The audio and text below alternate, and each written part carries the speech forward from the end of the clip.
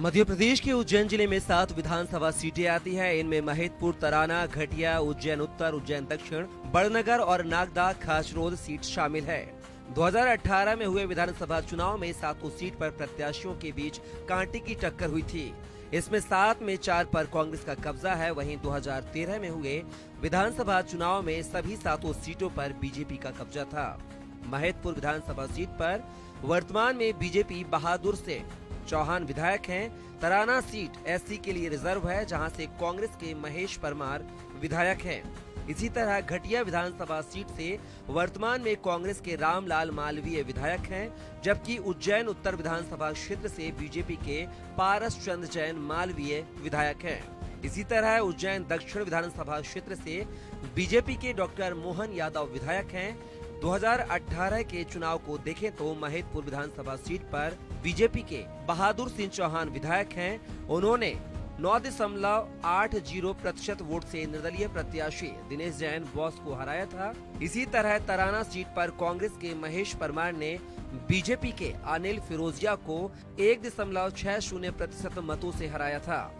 घटिया विधानसभा सीट से कांग्रेस के रामलाल मालवीय विधायक हैं। उन्होंने बीजेपी प्रत्याशी अजीत प्रेमचंद गुड्डू को 2.86% वोटों से शिकस्त दी थी। उज्जैन उत्तर विधानसभा क्षेत्र से बीजेपी के पारस चंद जैन मालवीय विधायक हैं, जिन्होंने कांग्रेस के महंत राजेंद्र भारती को 17.65% वोट से हराया था। उज्जैन दक्षिण विधानसभा क्षेत्र से बीजेपी के डॉक्टर मोहन यादव विधायक हैं, जिन्होंने कांग्रेस प्रत्याशी राजेंद्र वशिष्ठ को 11.47% वोट से हराया था। बड़नगर विधानसभा क्षेत्र से कांग्रेस के मुरली मोरवाल ने बीजेपी प्रत्याशी संजय शर्मा को 3.49% वोट से हराकर 2018 विधानसभा चुनाव जीता था। वहीं नागदा खाचरोद विधानसभा क्षेत्र में कांग्रेस के दिलीप गुर्जर ने बीजेपी प्रत्याशी दिलीप सिंह शेखावत को 3.07% वोट से हरा दिया था। नमस्कार, मैं हूं अनुराग मालवीय और आज INX 24/7 और हरी भूमि की वोट यात्रा पहुंची है बाबा महाकाल की नगरी उज्जैन यानी अवंतिका में। और सबसे पहले इसीलिए क्योंकि यहाँ पर जोश भी बाबा महाकाल के नाम पे आता है, तो एक बार सब जय श्री महाकाल का जो है जयकारा जरूर लगाएंगे। जय श्री महाकाल। तो सबसे पहले अपने मेहमानों का परिचय कराते हैं और सबसे पहले चूंकि हमारे साथ में महिला नेतृत्व के रूप में माया द्विवेदी जी हैं, वरिष्ठ पार्षद हैं और साथ में कांग्रेस नेत्री हैं, उनको हम यहां पर आमंत्रित करते हैं। साथ में राजपाल सिंह सिसोदिया जी हैं, जो ठीक मेरे बाईं तरफ हैं, भारतीय जनता पार्टी के प्रदेश प्रवक्ता। इकबाल सिंह जी हैं, शहर अध्यक्ष भारतीय जनता पार्टी के, वो हमारे साथ में मौजूद हैं। और रवि भदौरिया जी जो शहर अध्यक्ष कांग्रेस के हैं। इन तमाम मेहमानों का यहां पर हम स्वागत करते हैं और शुरुआत करते हैं वोट यात्रा में दावे प्रति दावे और वास्तविक हालात को जानने की। राजपाल जी, सबसे पहले आप ही के पास चलते हैं। इस शहर को तो तब से मिला है जब इतिहास में कुछ लिखना शुरू हुआ था, लेकिन आप लोगों ने जब से इतिहास लिखना शुरू किया, क्या क्या दे दिया इस शहर को? उज्जैन में आनंद भयो, जय महाकाल की। आज आपका स्वागत है, सावन का पहला सोमवार, और सोमवार में आज बाबा प्रजा के हाल जानने निकले और आप भी वोट यात्रा से हमारा हाल जानने आए हैं, आपका अभिनंदन है। मध्य प्रदेश भारतीय जनता पार्टी की सरकार जब से बनी 2003 के बाद से उज्जैन में अमूलचूल परिवर्तन होने का काम हुआ। उज्जैन का विकास, सर्वांगीण विकास अगर करने का काम किया तो हमारी सरकार ने किया। और उसके बाद में जब माननीय मोदी जी के नेतृत्व में केंद्र में सरकार बनती है तो उज्जैन की कनेक्टिविटी को लेकर विशेष करके मोदी जी ने जो सौगातें दी है, गडकरी जी के नेतृत्व में जिस प्रकार से 4 लेन का जाल उज्जैन के आसपास बना है, यह स्थायी प्रकृति के निर्माण है। 6 घंटे में दिल्ली पहुंच सकते हैं, आधे घंटे में देवास पहुंच सकते हैं, 1.5 घंटे 2 घंटे में झालावाड़ हम पहुंचने की स्थिति में आए हैं। यह स्थायी प्रकृति के जो निर्माण दिए हैं उज्जैन का इंफ्रास्ट्रक्चर, पुलिया, आरओबी और तमाम इंटरनल जो सड़कों का और ये तमाम प्रकार का हमने जो यहाँ पर विकास किया है, अद्भुत है। इसके साथ साथ में औद्योगिक क्रांति भी हमने यहाँ करने का काम किया है। उज्जैन कभी उद्योग के नाम से जाना जाता था, परंतु कालांतर में जब उज्जैन से उद्योग चले गए, उसके बाद फिर पुनर्स्थापना उद्योगों की करने का काम हमने किया है। चाहे प्रतिभा सिंटेक्स की बात हो, चाहे गारमेंट्स प्लांट्स की बात हो, तमाम तरह के वे उद्योग जो उज्जैन को औद्योगिक नक्शे पर भी स्थापित करने का काम कर रहे हैं, ये भी हमारी सरकार ने किया है।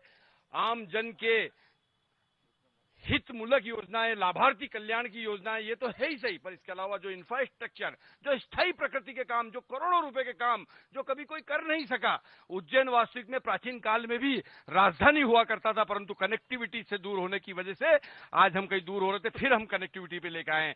Air connectivity, road connectivity, Vande Bharat train के माध्यम से ट्रेन कनेक्टिविटी, हमने कनेक्टिविटी में उज्जैन को लाने का काम किया है, एक प्रयास किया है। इस प्रयास में हम सब सफलता के इतने बड़े बड़े दावे हैं रवि भाई, ये कितना आपको लगते हैं कि जायज हैं, हकीकत पर हैं, जमीन में उतरते नजर आते हैं?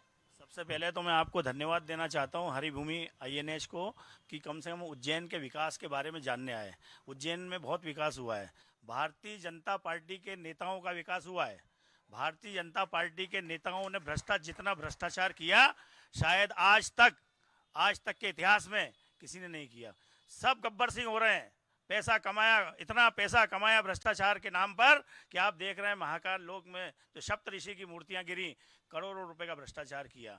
चाहे वो खान नदी का डाइवर्शन हो, चाहे वो छिपरा शुद्धिकरण का मामला हो, और चाहे उज्जैन के विकास का मामला हो, भ्रष्टाचार चरम सीमा पर है। और इस उज्जैन के अंदर आप देख रहे हैं सबसे पहले वो फूल के ऊपर सप्तऋषि की मूर्तियां रखी हुई थी, सातों सप्तऋषि की मूर्ति नीचे गिरी, उन्होंने कमल के फूल को नकार दिया।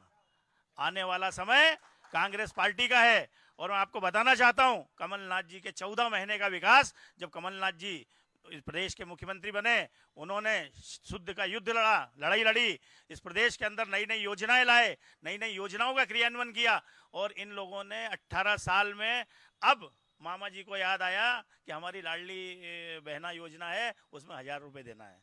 कमलनाथ जी के आगे का विजन है। कमलनाथ जी ने घोषणा करी है कि प्रत्येक महिला को 1500 रुपए प्रति माह, 500 रुपए में गैस की टंकी देंगे। आप बताएं, जब गैस की टंकी का भाव 500 और 600 रुपए था तो स्मृति ईरानी टंकी लेके घूमती थी, अब वो कहाँ दिख रही है? आज भारतीय जनता पार्टी के लोगों को ये मालूम होना चाहिए कि आज डीजल पेट्रोल 100 के ऊपर चल रहा है, गैस की टंकी 1200 रुपए में मिल रही है। ये विकास हुआ है। पूरे प्रदेश के अंदर भय, भूख और भ्रष्टाचार का माहौल है। आप देख रहे हैं किस तरीके से एक आदिवासी के साथ कैसा कृत्य किया गया। ये विकास हो रहा है। वापस आता हूँ, ये सप्तऋषियों ने कमल को नकार दिया है, कमलनाथ को नकार दिया है, क्या है स्थिति? सर्वप्रथम तो आईएनएच और हरिभूमि का धन्यवाद, जो बाबा महाकाल की नगरी में स्वागत भी है। साथ ही जो कमलनाथ जी की आप बात कर रहे हैं, कमलनाथ जी को नकारने वाली आप जो बात कर रहे हैं, मैं दोनों में से पूछ रहा हूँ किसको? कमलनाथ या कमल? कमल तो खिल ही रहा है पूरे हिंदुस्तान में, वो तो देख ही रहे हैं आप। अभी राज्यपाल जी ने बता ही दिया कितना विकास हुआ है, और विकास वास्तव में हुआ है। इसीलिए तो 2003 से आज तक सरकार है, और उसके बाद मोदी जी के नेतृत्व में विकास हुआ है। वो भी आप और हम सब देख रहे हैं, और भली भांति देख रहे हैं, समझ रहे हैं। ये लोग भी सब समझ रहे हैं, जितने इनका के नेता यहाँ बैठे हैं, कार्यकर्ता बैठे हैं, ये भी समझ रहे हैं। और जब दाते तलिए अंगली दबाते हैं, जब हम चाय पीने साथ में बैठते हैं, और क्या गजब का, क्या बंटा ढार। पिछली बार कब चाय पी आप लोगों ने साथ में? एक तो पहली बात तो ये झूठ बोल रहे हैं। मेरा तो एक, आप लोग साथ में चाय नहीं पीते? सुनो मेरी बात, कि ये खुद का चलाया हुआ नोट 5 साल नहीं चला पाए, और हमसे पूछ रहे हैं कि इतना विकास करा। उनसे पूछो कि वो नोट जो 2000 का नोट क्यों बंद करा? सिर्फ इसलिए बंद कर पाए, ये इसलिए बंद नहीं कर पाए जो खुद का चलाया हुआ नोट जो 5 साल नहीं चला पाए, वो सरकार क्या काम करेगी? आप तो नगर निगम में लगातार रहे हैं, किस तरह की दिशा है यहाँ की ट्रिपल इंजन की सरकार को? यहाँ से मंत्री भी हैं, यहाँ राज्य सरकार भी है, नगर निगम भी भारतीय जनता पार्टी का है, लेकिन आप कांग्रेस के आईने से किस तरह देखते हैं इस विकास को? आपने बात शुरू की है नगर निगम से, मैं सबसे पहले धन्यवाद आपको देना चाहूँगी कि जनता की आवाज़ आप जनता तक पहुँचा रहे हैं। सबसे पहली बात तो ये कि नगर निगम की अगर हम बात शुरू करते हैं तो पूरा परिषद भ्रष्टाचार से लिप्त। आप अभी देखेंगे कुछ दिनों पहले भूमि पूजन हुआ सड़कों के लिए। क्यों भैया, अब जाकर के नींद क्यों खुली आपकी? जब पानी आ रहा है सर पर तब आप सड़कें बनाएंगे, यानी कि आप सिर्फ चुनाव और वोट की राजनीति, इसके अलावा कुछ भी नहीं जानते हैं। नगर निगम से जो व्यवस्थाएं बनाना चाहिए थी, चाहे हम शिप्रा जी की बात कर लें, डेली एक व्यक्ति का डूबना हो रहा था, 7 दिन तक लगातार मौतें हुई। जब हमने जा करके वहाँ धरना प्रदर्शन किए तब कोई व्यवस्थाएं बना पाए। माँ शिप्रा की कृपा रही कि तब से अभी तक कोई डूबा नहीं है वहाँ पर, लेकिन व्यवस्थाओं के नाम पे अभी भी लीपापोती की गई है। 13 करोड़ की योजना स्मार्ट सिटी बनाती है, इसको घोषित किया गया है स्मार्ट सिटी। स्मार्ट सिटी से क्या काम हुए? शिप्रा सबसे मुख्य जगह, सिंहस्थ भी वहीं पर होता है, आप क्या बना रहे हैं? सिर्फ सामान्य जगह, सिर्फ सामान्य से घाट, मतलब आप एक जैसे घाट तक नहीं बना पाए। वहाँ जहाँ गहराई में व्यक्ति पहुँच जाता है उसको पता भी नहीं चलता कि मैं कितने नीचे जा रहा हूँ। वहाँ काई में फिसला हुआ व्यक्ति उठ भी नहीं पाता है और इसी कारण से डूबने से मृत्यु हो रही थी। अगर हम बाबा महाकाल की तरफ निगाह करते हैं, बात तो हिंदुओं के हित की होती है, हिंदू सरकार है, लेकिन व्यवस्थाएं क्या बना रहे हैं? बाबा महाकाल के यहाँ शुल्क लेकर के दर्शन, शुल्क के साथ में दर्शन। महाकाल लोक में भी अब हम शुल्क लगा देंगे। अरे भैया, सब दूर एक ही काम करना है क्या? यहाँ दर्शन करने कौन आ रहा है? हिंदू ही आ रहा है ना। बात आप हिंदू हित की करते हैं ना, तो उनसे पैसा क्यों वसूला जा रहा है? दर्शन ही कर रहे हैं ना। वहाँ कुछ आपकी विशेष व्यवस्थाएं होने चाहिए। मेरा तो एक कहना पड़ता है कि चारों तरफ से, उज्जैन के चारों तरफ से ऐसा कॉरिडोर बनना चाहिए, तो व्यक्ति को ये नहीं पूछना पड़े, बाहर से आने वाले व्यक्ति को, कि मुझे महाकाल जाना है तो मैं किस रोड से जाऊंगा। वहाँ पर हर व्यक्ति इंटर हो तो उसे समझ में आ जाए कि ये जो वे जा रही है ये महाकाल की तरफ है। आपको 19 साल हो गए, 19 साल में अभी तक ये नहीं समझ पाए कि जनता क्या चाहती है। जनता उनकी खुद की सुविधाएं चाहती है, वो बाबा महाकाल के दर्शन के लिए आती है। यहाँ आपको भीख देने के लिए नहीं आ रही है। मतलब आप दर्शन करने के लिए जाना है 250 दे दो, उसको अंदर जल चढ़ाना है 1500 ले लो। मतलब क्या करना क्या चाहते हैं? एक और बात, सड़क की और इनकी बातें की इन लोगों ने अभी। मैं एक बात बोलना चाहूँगी, शायद नॉलेज में नहीं है, पूरी जानकारी लें। एक कंपनी है BOT, जिसके माध्यम से सारी सड़कें बनी हैं, और वो BOT कंपनी सब दूर टैक्स वसूल रही है। एक बात। दूसरी बात ये कि जब शुरुआत हुई है तो वेट और टैक्स इस राज्य सरकार ने इतना लिया है, तो जनता के ही टैक्स और वेट से बना हुआ ये सड़क ये अपने नाम पे करना चाहते हैं। जबकि जनता टैक्स दे रही है, वो सड़क का भी दे रही है, गाड़ियों के नाम पर भी दे करके आती है। ये लूट मची हुई है। ये जो लूट मची है, इसमें सबसे बड़ा सवाल तो यही है, पूरी दुनिया में बाबा महाकाल की नगरी से पहचान है, व्यवस्थाएं क्यों नहीं है? ये तो सचमुच रास्ते पूछते पूछते पहुंचना पड़ता है, और दर्शन के लिए जब आदमी थक हार जाता है तो फिर रसीद कटवाता है। ये व्यवस्थाएं कैसी हैं? देखिए, कांग्रेस को सिवाय भ्रम पैदा करने के, भ्रम फैलाने के, झूठ बोलने के, इसके अलावा कांग्रेस के पास कोई दूसरा काम नहीं है। अभी आज की तारीख में निशुल्क दर्शन व्यवस्था है। कोई, मैं चुनौती देता हूं, अगर बोल दे निशुल्क दर्शन व्यवस्था नहीं है तो सिर्फ जो शीघ्र दर्शन की जो व्यवस्था है उसका शुल्क है, लेकिन निशुल्क दर्शन व्यवस्था है। भ्रम फैलाना बंद करे। इन्होंने पूर्व में भी ये बात कही थी कि हम आएंगे तो निशुल्क करेंगे। मैं इनको चुनौती देता हूं, इस बात को सिद्ध करें कि पहले वहां पे दर्शन में शुल्क लग रहे, निशुल्क दर्शन व्यवस्था, उस बात को स्वीकार करना चाहिए। कांग्रेस को कम से कम बाबा महाकाल के नाम पे झूठ बोलना बंद करना चाहिए। दूसरी बात पे मैं जब आता हूं, अभी रवि भाई ने कहा है कि हमारे कमलनाथ जी आएंगे तो 1500 रुपए देंगे, 500 रुपए टंकी देंगे। अरे भाई, जब तुम्हारी जिन प्रदेशों में सत्ता है, जिस प्रदेश में तुम्हारी सरकार है, वहां पे तुमने कहा। मैं फिर चुनौती देता हूं, अगर ये मुझे एक प्रदेश ऐसा बता दें, या एक प्रदेश का एक शहर ऐसा बता दे राजस्थान में जहां पे 500 रुपए टंकी दे रहे हो, तो जो बोलेंगे मैं स्वीकार करूंगा कि हाँ वाकई इन्होंने एक कार्य करके बताया। छत्तीसगढ़ में बता दे, क्या इन्होंने वहां पे 1500 रुपए चालू करे? राजस्थान में क्या इन्होंने 1500 रुपए चालू करे? क्या इन्होंने अब इनकी सरकार हिमाचल में 1500 रुपए चालू करे? सिवाय जनता को भ्रमित करने के अलावा इनके पास कोई और कार्य नहीं है। जी भाई साहब, बात करेंगे ना उस पे। ये आपके जब परिचित रिश्तेदार आते हैं उज्जैन में, दर्शन के लिए आते हैं, तो किस तरह की व्यवस्था बनाते हैं आप लोग? भाई, हरिभूमि को धन्यवाद। और सभी भाई, अभी बात हुई थी अपन लोगों के बीच में कि अपन आपस में नहीं टकराएंगे, पर झूठ भी नहीं बोलना चाहिए। महाकाल मंदिर में पैसा लग रहा है। हमारे रिश्तेदार इंदौर, रतलाम, राजस्थान और दिल्ली, तमाम जगह से हमारे रिश्तेदार लोग आते हैं। आपके सवाल का जवाब देना चाहता हूँ। विगत कई साल पहले, 20 साल पहले, 15 साल पहले इस महाकाल मंदिर में दर्शन के लिए पैसा शुल्क नहीं लगता था, और जब 200 रुपये बढ़ाए गए थे तो कांग्रेस पार्टी ने धरना दिया था, माया भाभी और हम सब लोगों ने धरना दिया था। वो 100 रुपये हमने तत्काल वहाँ प्रभाव से मुक्त कराए थे जब कांग्रेस की सरकार आ गई थी। और हम बोलना चाहते हैं कि हमारे रिश्तेदार आज भी परेशान है। सक्सेना जी सुन लो, झूठ ज्यादा समय नहीं चलेगा। महाकाल मंदिर में दर्शन लेने, सुनो, नहीं, और हाँ, झूठ की सरकार है। जल्दी बोलिए भाई, झूठ की सरकार में बताता हूँ इसलिए है, आदरणीय भाई साहब, इन्होंने क्या बोला, हमारा आरोप है कि महाकाल मंदिर में पैसे क्यों लिए जा रहे हैं? बताइए आप, बताओ आप, अरे पैसे क्यों ले रहे हो आप? हाँ, एक सवाल और पूछना चाहता हूँ। माननीय राज्यपाल जी ने बोला था, 2 मिनट सुनो भाई, माननीय राज्यपाल जी ने बोला कि उज्जैन विकास की ओर अग्रसर जा रहा है। मैं आरोप लगाना चाहता हूँ कि माननीय सत्यनारायण जटिया जी यहाँ पर सांसद थे, उनके कार्यकाल में सारे उद्योग धंधे बंद हुए हैं। आपकी विनोद विमल मिल बंद हुई है, आपकी श्री सिंथेटिक्स मिलें बंद हुई है। अरे सारी मिलें वो जमीन को बेच के खा गए। वो सुनो, सत्यनारायण जटिया ने पूरे उज्जैन जिले को बेच के। रवि जी खड़े हैं यहाँ। जब सत्यनारायण जटिया जी सांसद थे तो सरकार कांग्रेस की थी, प्रधानमंत्री कांग्रेस के थे।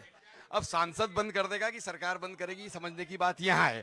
तो इसका मतलब कांग्रेस ने ये सेल्फ गोल करा है। उन्होंने ये कह कि जटिया जी के समय पे बंद हुए, अर्थात कांग्रेस की सरकार में बंद हुए। पर प्रारंभ किसने करे? फिर से नए उद्योग लेके कौन आया? आज अगर उद्योगों की श्रृंखला बनी है, उज्जैन को हमने तीर्थ के साथ में विकास तीर्थ बनाया है, तो हमारी सरकार ने बनाया, माननीय मोदी जी ने बनाया है। आज हम ये कह सकते हैं कि उज्जैन तीर्थ नहीं, विकास तीर्थ भी है। और जहां तक महाकाल मंदिर के शुल्क की बात हो रही थी, तो अगर फ्लाइट में भी अगर जाते हैं तो उसमें भी इकोनॉमी भी रहती है और वो विशेष भी रहता है। अगर आपको विशेष दर्शन करना है तो शुल्क दीजिए, अन्यथा निःशुल्क करिए दर्शन। भाई साहब बैठिए, बात सुनिए, मैं आऊंगा ना वापस, आप बोल जी। निःशुल्क है, पर किसी को विशेष सुविधा चाहिए तो। भाई साहब एक मिनट, ये कितना जायज लगता है कि आप फ्लाइट से तुलना बाबा महाकाल के दर्शन की करते हो? मैं दूसरी बात कह रहा हूँ, सुविधा से मेरी तुलना है। ये मेरी तुलना सुविधा है।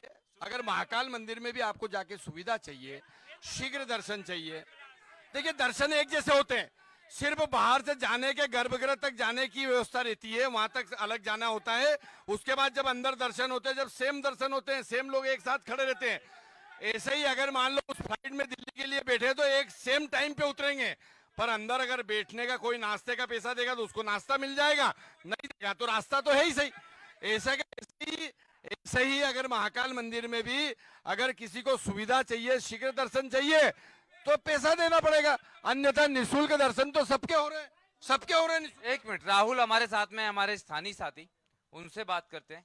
राहुल, इस पूरे सिनेरियो में जिस तरह के दर्शन की व्यवस्थाएं हैं, जब आम श्रद्धालुओं से बात करते हैं, मेहमानों से बात करते हैं, जो बाहर से श्रद्धालु आते हैं, उनकी क्या राय रहती है व्यवस्थाओं को लेके? देखिए, जो भी बाहर से श्रद्धालु आते हैं, सबसे पहले तो उनको सुविधा चाहिए रहती है। दूसरी बात, यहाँ की जो सुविधा की बात करें तो दर्शन के जो शुल्क लगाया गया है 750-1500 रुपए की जो रसीद है, अंदर व्यक्ति जाता है, जो धनाढ्य लोग हैं वही जा पाते हैं, जिनके पास पैसे नहीं हो कहाँ जाएंगे। बाहर से जनता आती है, कहती है भैया 1500 की रसीद में हम 2 घंटे 3 घंटे खड़े, छोटे छोटे बच्चे लेके, बाथरूम तक की व्यवस्था नहीं है, दूध चाय के लिए वहां पर लोग परेशान होते हैं, बड़ी बड़ी लाइनें रहती है। तो ऐसे में आम दर्शनार्थी के लिए सुविधा यहाँ पर करना बहुत जरूरी है, क्योंकि बाबा महाकाल के कारण ही यहाँ पर पूरा उज्जैन चल रहा है, सबकी रोजी रोटी चल रही है। बाबा महाकाल के कारण सिर्फ उज्जैन नहीं, पूरी दुनिया चल रही है भाई साहब।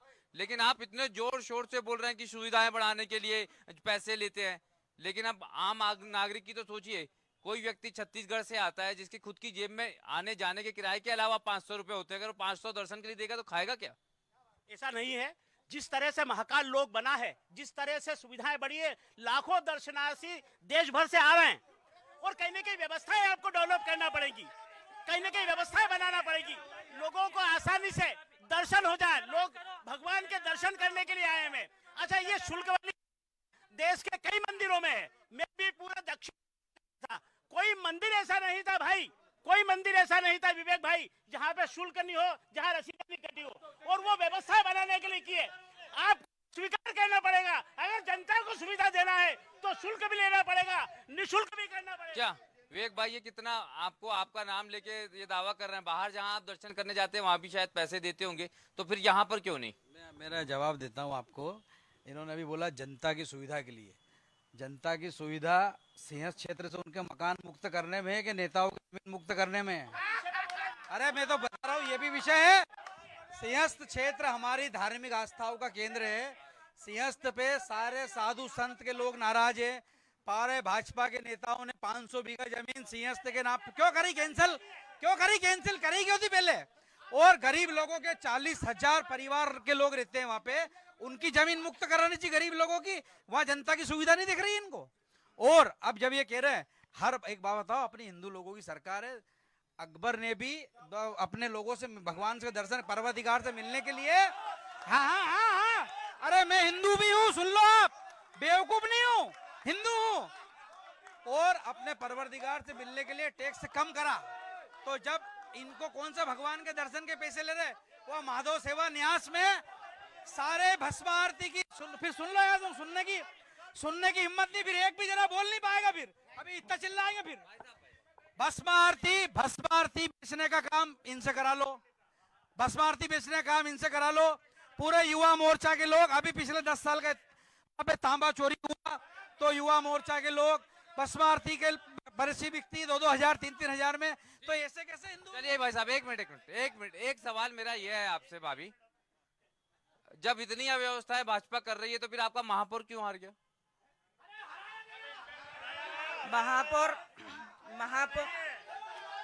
महापौर हमारा जीता हुआ है। पहला अनाउंस कलेक्टर करते हैं कि इतने वोट से जीत गए, फिर सेकंड अनाउंस, फिर थर्ड अनाउंस, फिर फोर्थ अनाउंस, इसलिए हम फिर वहां धरने पर बैठे कि आप कलेक्टर है और गलत अनाउंसमेंट कर रहे हैं हम। मतलब पूरा शहर जानता है, एक तरफा वोटिंग हुई है, कांग्रेस आई है, लेकिन इसके बावजूद भी महापौर को लास्ट टाइम पर जाकर के और जीत घोषित कर देना, ये इनकी चीटिंग थी, और चीटिंग में जिताया। मैं कितने शहर में पार्षद कितने आए थे आप लोगों के, भाजपा से ज्यादा या कम? नहीं, मेरी बात सुनिए,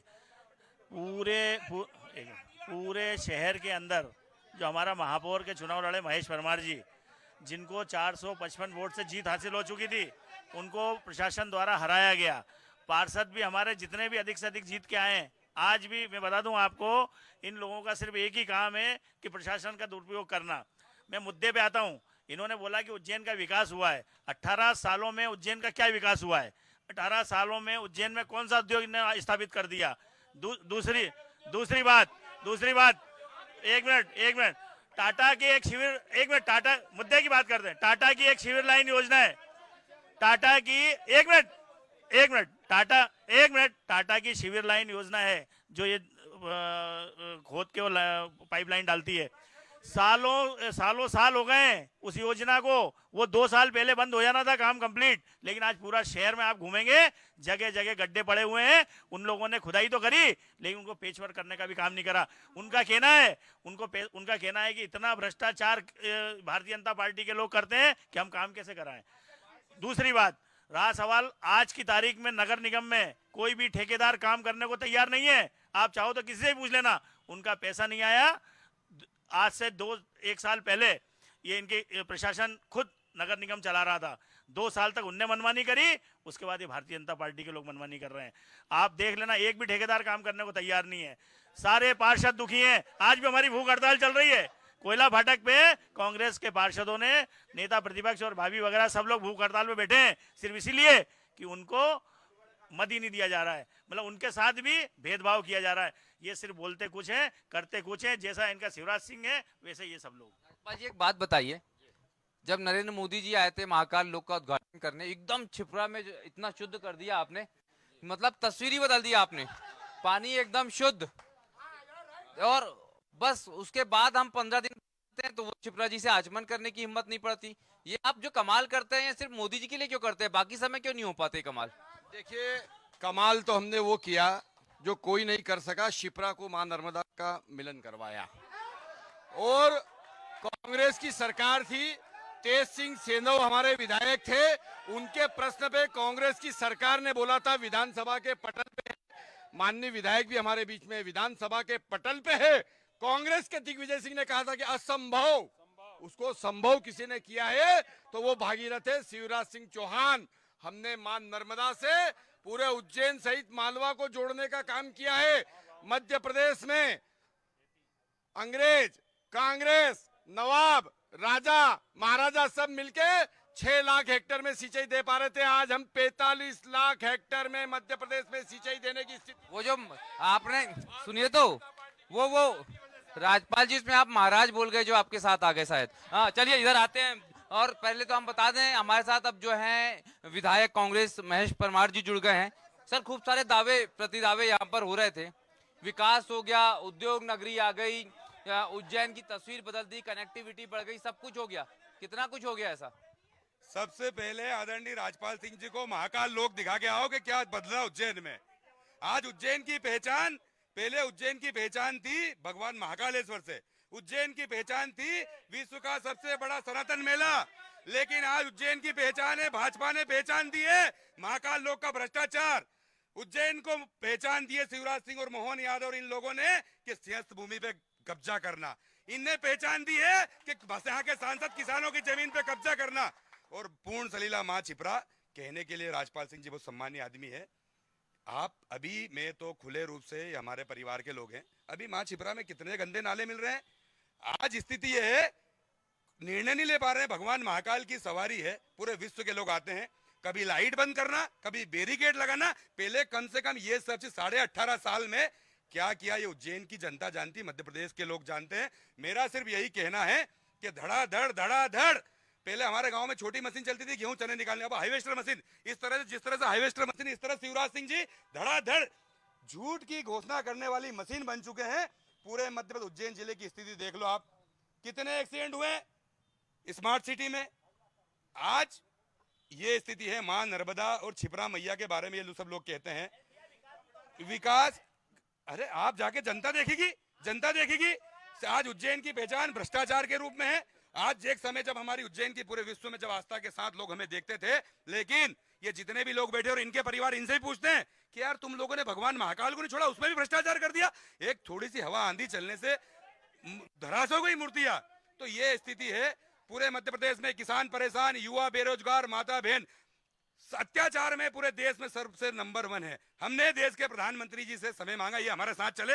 आनंद फानन में कमलनाथ जी ने 350 करोड़ रुपए दिए। क्या ऐसी आवश्यकता थी कि जब अधूरे काम, आज स्थिति पूरे विश्व के सामने शर्मसार होने पड़ा। जो राशि कमलनाथ जी ने विकास की दी थी उससे कहीं 10 गुना राशि प्रचार प्रसार में मुख्यमंत्री जी ने खर्च की।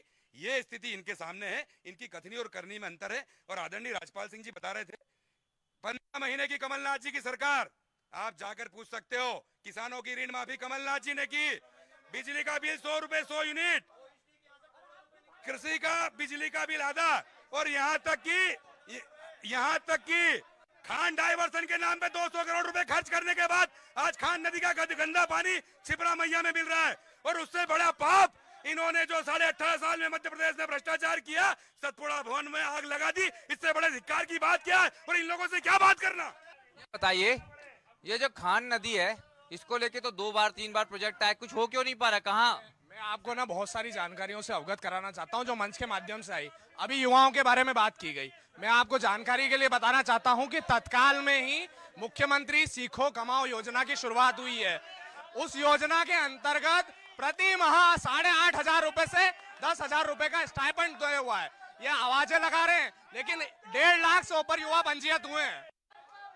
और मैं मंच के माध्यम से अभी युवा मोर्चा को किया गया, तो मैं ये बताना चाहता हूं कि जब आपकी सरकार थी, आपकी सरकार में सुनने का धैर्य रखें, जब आपकी सरकार थी, अभी महाकाल लोक के विकास की बात हो रही थी, उस समय तत्कालीन सरकार में आपके नेतृत्व में सीएए के विरोध के नाते महाकाल मंदिर का रास्ता अवरुद्ध किया और आपका वरिष्ठ नेतृत्व उनके समर्थन में आया, तब आपको तकलीफ नहीं हुई। और मैं मंच को एक बात और बताना चाहता हूं, अभी आपके माध्यम से बीओटी की बात हुई। बीओटी कोई कंपनी नहीं है, बीओटी एक प्रक्रिया होती है जिसको कहते हैं फील्ड ऑपरेट ट्रांसफर। तो अब आपकी जानकारियों से पुष्ट नहीं है। आपको ये ध्यान में होना चाहिए कि भारतीय जनता पार्टी की सरकार विकास के कितने बड़े कार्य करती है। और नागझीरी के पास अगर ये जाएंगे तो 4,000 से ऊपर लोगों के रोजगार की व्यवस्था मील के माध्यम से बेस्ट कंपनी की हुई है। चलिए, बाबा की स्थिति और बाबा के मंदिर की स्थिति में अंतर है। आम आदमी पार्टी जो है, रोजगार को लेके क्या स्थिति है पूरे उज्जैन जिले में?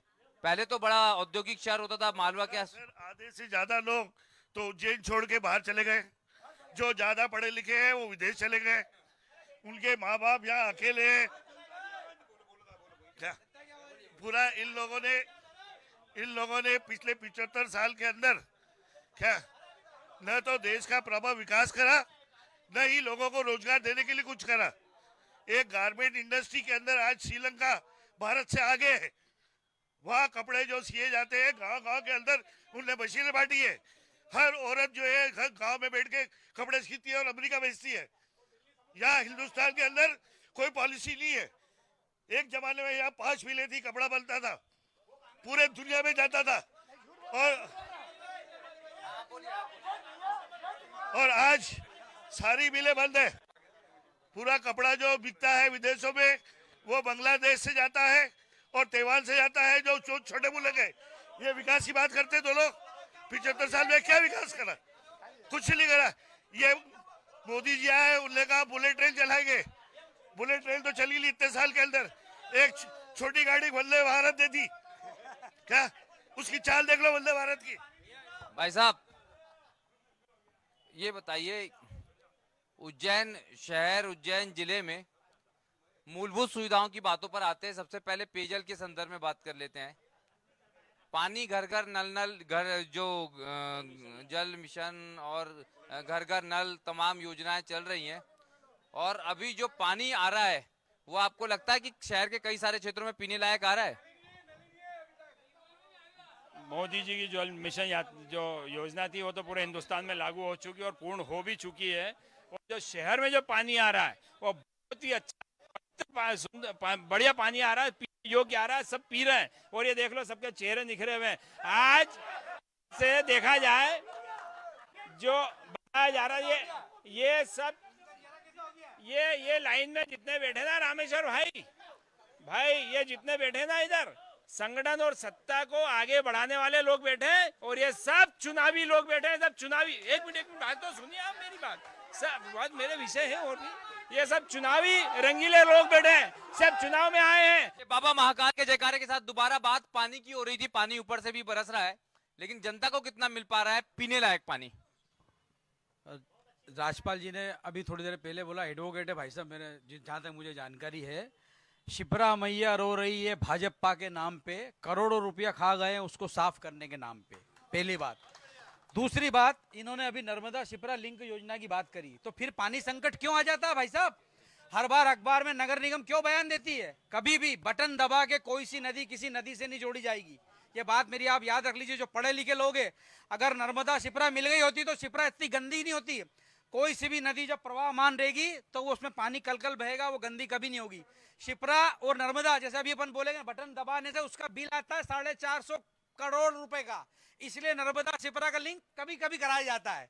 और ये बोलते क्या है कि हमने शब्द, और एक और बात, अभी हमारे युवा मोर्चा के साथी ने क्या बोला कि तत्काल में योजना शुरू करी है। 17 साल से शुरू नहीं करी हर्षवर्धन, तत्काल से तूने खुद ने बोला कि तत्काल। सुरेंद्र जरा ये थोड़ा पीछे ये दिखाएंगे, ये जो स्विमिंग पूल है ये भी जो है उज्जैन के विकास की तस्वीर दिखाता है। क्यों नहीं ये तस्वीर बदलती पीछे की? तस्वीर बदल रही है मध्य प्रदेश में मुख्यमंत्री शिवराज सिंह चौहान जी की तस्वीर बदली है, मोहन यादव जी की तस्वीर बदली है, अनिल फिरोजा जी की, क्योंकि ये धनाढ्य हो गए, ये सड़क छाप थे तब अरबपति हो गए हैं। दूसरी बात, 15 महीने कमलनाथ जी की सरकार रही, कमलनाथ जी ने शुद्ध का युद्ध चलाया।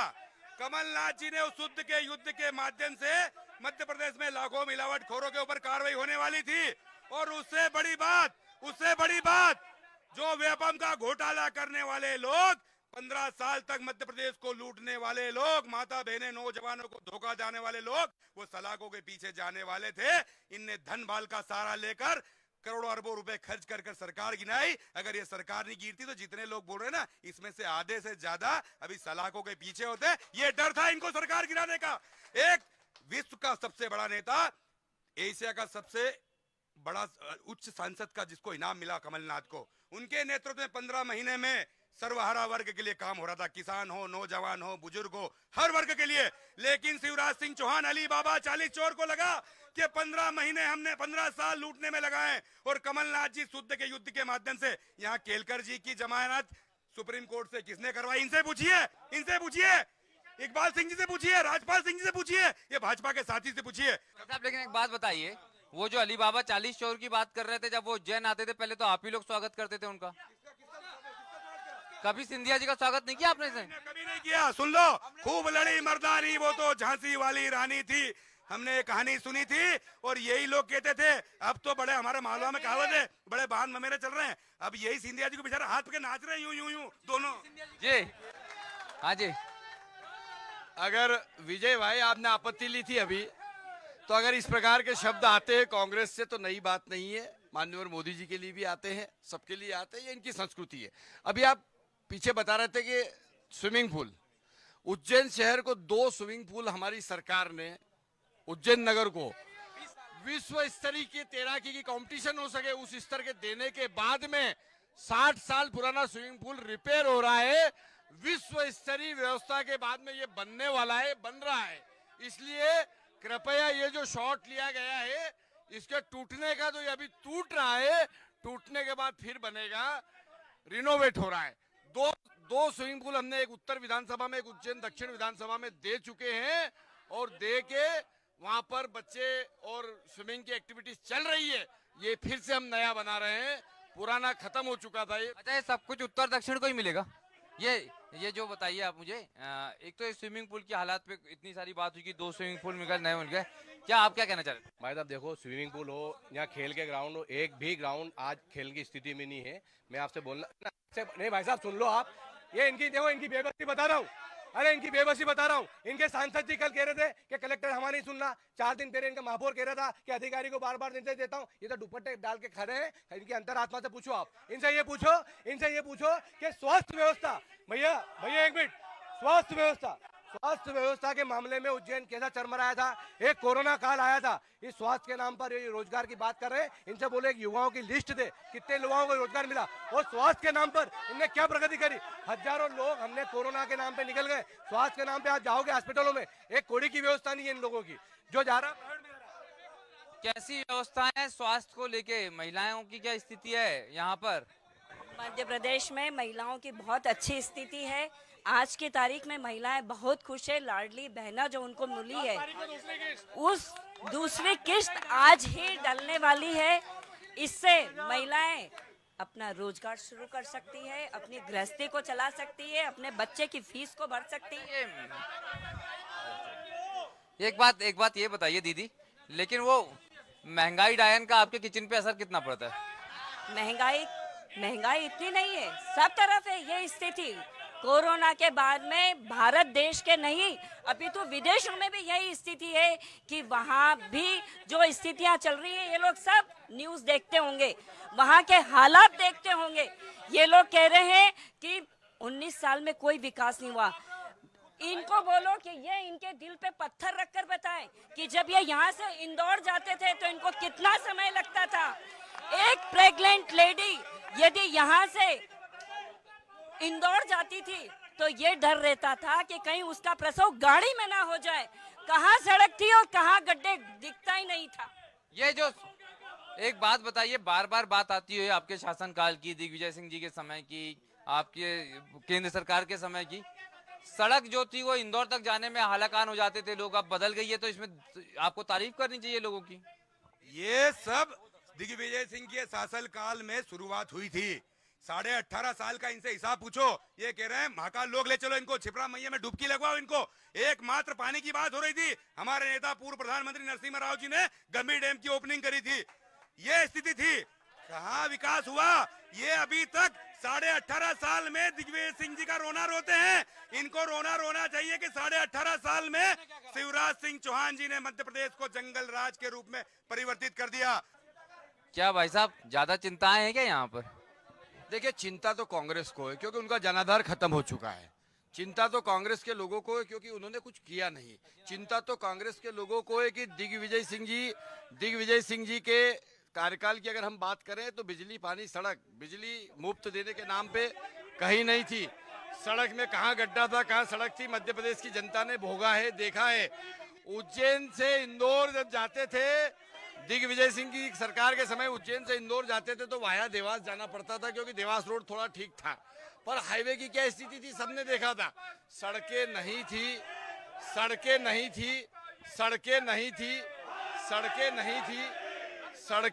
थी, बिजली नहीं था, पानी नहीं था। आज जो है ये जो कांग्रेस की बौखलाहट है, कांग्रेस की जो घबराहट है, ये इस रूप में भी यहाँ आपको देखने को मिल रही है।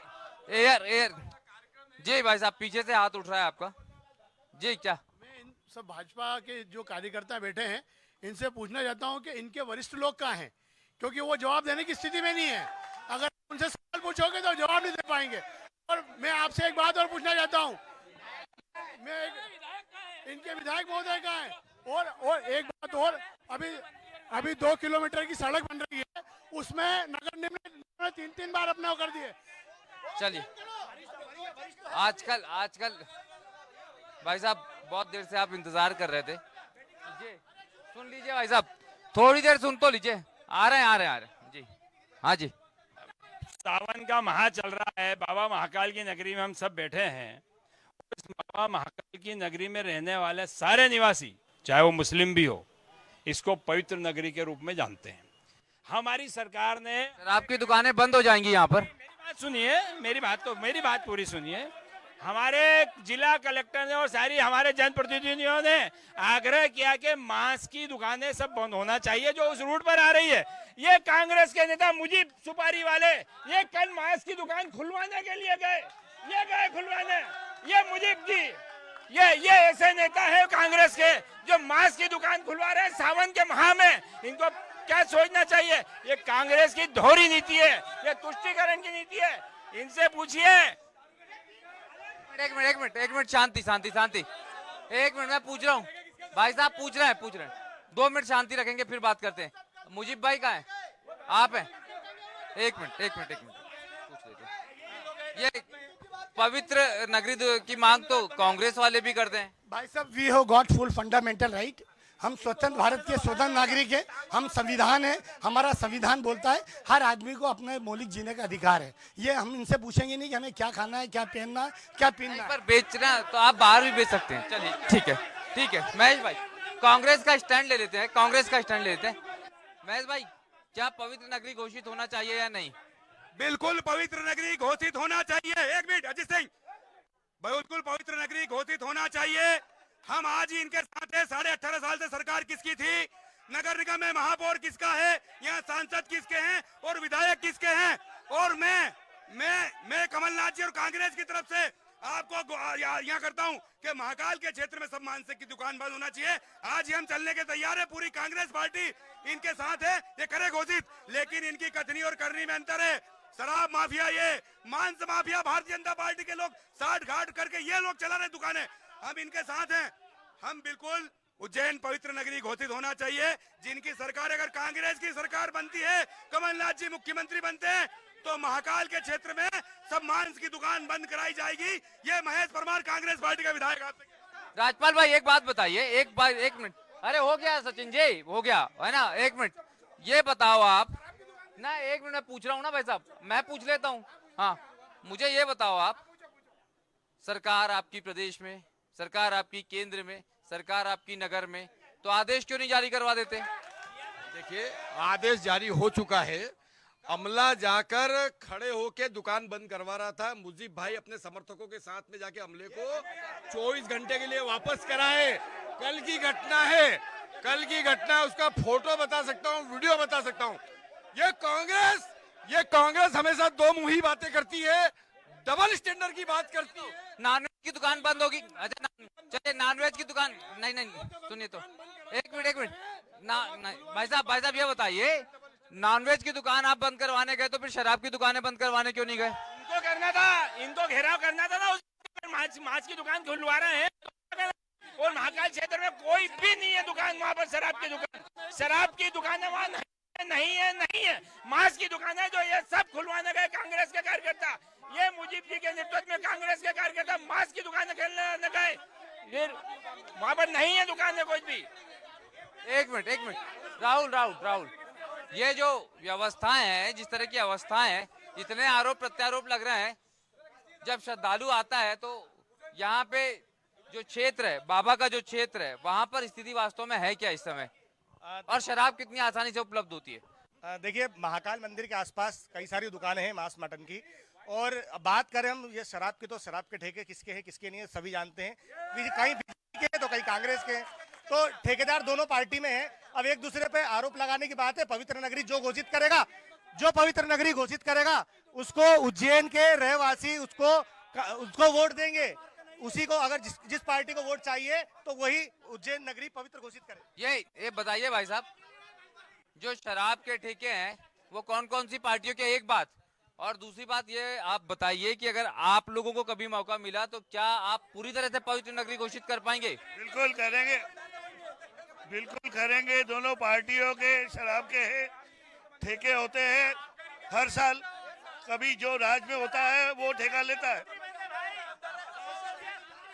शराब की नीति में तो इनका मंत्री अंदर है। और मैं आपको बता दूं, महाकाल मार्ग में हमारे किसी भी शराब की दुकानें नहीं है। मालवी जी, महाकाल मार्ग पे शराब की कहीं दुकानें नहीं है। और हम चाहते हैं कि उज्जैन पवित्र नगरी घोषित की जाए और सारे हिंदू राष्ट्र। जी, 18 साल से इनकी सरकार है, इनकी नीयत खराब है। इन्होंने एक बार भी मांस की दुकानें बंद करने के लिए क्या प्रयास किया? ये लोग बताएं, पवित्र नगरी घोषित करने के लिए इन्होंने क्या किया, ये बताएं। युवाओं के लिए पिछले 18 साल से इनकी सरकार है, उज्जैन में एक नया सरकारी कॉलेज इन्होंने खोला हो तो ये बताएं। इनके 3 मंत्री समय समय पे मंत्री बदलते रहते हैं। इन्होंने मेडिकल कॉलेज घोषणा की हुई है, आज तक मेडिकल कॉलेज के लिए इन्होंने क्या काम किया, ये बताएं। सिर्फ दारू की दुकान के ठेके ले रहे हैं। आपने जैसा बताया कि उज्जैन शहर को मांसाहार मुक्त किया जाए, हमारा ऐसा कहना है कि भारतीय जनता पार्टी ने तो ये आह्वान किया है, आप अपनी तरफ से आह्वान करिए। उन्होंने किया ना, उन्होंने आह्वान किया। नहीं किया सर, मेरी बात सुनिए। ये चलो तुम्हारे साथ है, चलो आह्वान करते, तुम्हारी सरकार नहीं, हम करेंगे। सरकार क्या कर रही है? सरकार जो हम करेंगे। एक मिनट 2 मिनट हो रही ना बात, अगर आप लोग बैठेंगे तो बात हो पाएगी, ऐसे तो नहीं। मैं जो लोग खड़े उनके पास नहीं आऊंगा, जो लोग खड़े हैं मैं उनके पास नहीं आऊंगा। पीछे हुई है पहले। एक मिनट, एक और बड़ा मुद्दा है जिसपे बात करनी है। ऐसे नहीं चलेगा भाई साहब, थोड़ी देर आप लोग बैठ जाइए ना। आप लोग बाबा महाकाल के भक्त हैं, इस तरह से बात करेंगे ठीक नहीं लगता। ये भाई साहब ये बताइए, बहुत छोटे छोटे जिला मुख्यालयों पर यहाँ तक कि बुधनी में भी मेडिकल कॉलेज आ गया, उज्जैन में मेडिकल कॉलेज क्यों नहीं आ पाता है? उज्जैन में मेडिकल कॉलेज आ चुका है, इंजीनियरिंग कॉलेज की जगह चिन्हित हो गई है, टेंडर निकल चुका है, अति शीघ्र शुभारंभ होने वाला है। ये मेडिकल कॉलेज आ गया है क्या उज्जैन में? इनको महाकाल की विश्वविद्यालय बेचने से फुर्सत मिले से मेडिकल आए, माधव कॉलेज बेचने से फुर्सत मिले से मेडिकल आए। अरे इनको तो ये लूट चली हुई है। श्रेय लेने में जब मेडिकल आया, शिवराज जी आए ना, ये बताए राज्यपाल जी में बैठते हैं, कहाँ मेडिकल आ गया, इनसे पूछ लो कौन सा मेडिकल आ गया। अरे ये ऐसा है कि हथेली पे हाथी बताने जैसा मामला है। सिर्फ सिरे लेने की बात आती, जाते दौड़े मोहन जी कहते हैं मेल आया, भारत जी बोले नहीं मेल आया, तो अनिल जी की तो अलग ही दुकान है कि मेल आया, पर है कहाँ, बता तो दे, है कहाँ। एक मिनट, मेडिकल कॉलेज, एक मिनट भाई साहब, मेडिकल कॉलेज कौन से विधानसभा क्षेत्र में खुलने वाला है? उज्जैन शहर में खुलेगा। 245 करोड़ रुपए मंजूर हो चुके हैं, 245 करोड़ रुपए बजट में आ चुके हैं और उज्जैन में खुलेगा। और यूनिवर्सिटी अपने इंजीनियरिंग कॉलेज की आगे जमीन अलाट हो रही है, सब तरीके से अच्छे से विकास कार्य हो रहे हैं। और जैसा कि ये बता रहे थे, उत्तर हो या दक्षिण हो, यहाँ पूरे भारतीय जनता पार्टी है। तो जनता से पूछो ना, जिसने महापौर भी दे दिया, सांसद भी दे दिया, दोनों विधायक दे दिए और बरसों से देते चले आ रहे हैं। ये तो जनता बोल तो रही है, ये तो सिर्फ चुनावी साल है इसलिए देते आ रहे हैं, ये चुनावी साल। जी ये सब मूल मुद्दों को भटकाने की कोशिश की जा रही है, यहाँ पर न तो विकास हुआ है, न कोई उद्योग डला है और न ही अभी कोई मेडिकल कॉलेज खुला है। मैं आपको बताना चाहता हूं कि कुछ समय पहले बल्कि जो कॉलेज की जमीन है उसका भी आकलन किया जा रहा था बेचने के लिए, उस जमीन का भी आकलन किया जा रहा था कि उसको किस तरीके से हम बेच दें। वो तो कांग्रेस पार्टी ने आंदोलन करा, उसके बाद ये लोग बदले कि ये क्या वास्तव में मेडिकल कॉलेज कब शुरू हो जाएगा? मेडिकल कॉलेज का भूमि पूजन शीघ्र होगा, अगले महीने 15 अगस्त के पहले। मैं तारीख बता रहा हूँ, 15 अगस्त के पहले उज्जैन मेडिकल कॉलेज का भूमि पूजन होने वाला है। आप सादर आमंत्रित है, कांग्रेस के बंधु भी। मैं ऑथेंटिक जानकारी दे रहा हूँ, उज्जैन नगर में 15 अगस्त के पहले मेडिकल कॉलेज का भूमि पूजन माननीय मुख्यमंत्री जी करने आने वाले हैं। मैं आप सब लोगों को आमंत्रित। जी चलिए, लास्ट कमेंट फटाफट।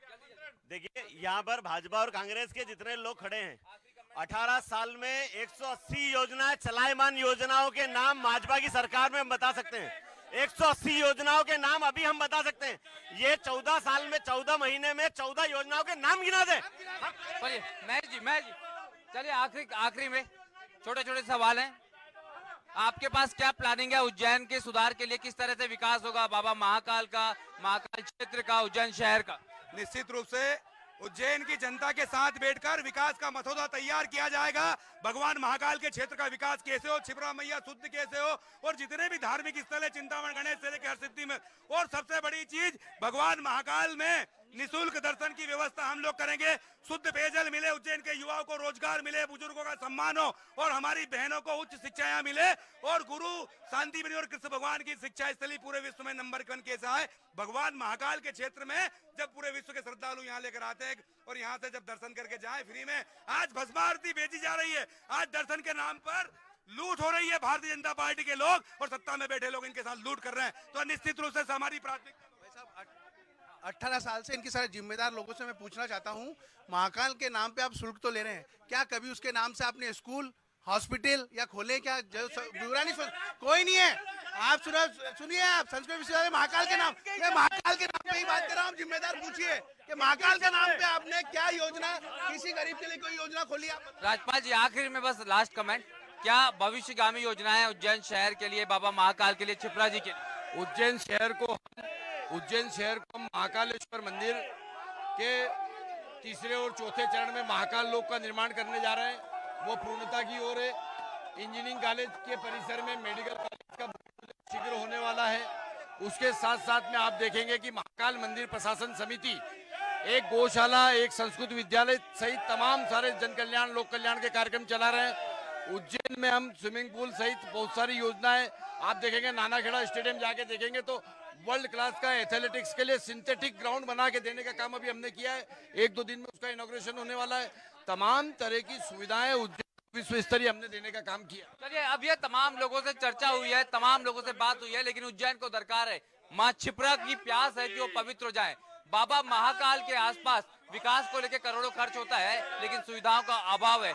जो तमाम दर्शनार्थी है उनको निःशुल्क दर्शन हो और उसके अलावा उज्जैन को मेडिकल कॉलेज मिले। इसी के साथ मुझे दीजिए बाबा महाकाल की नगरी उज्जैन से आज्ञा। जय श्री महाकाल, नमस्कार, धन्यवाद।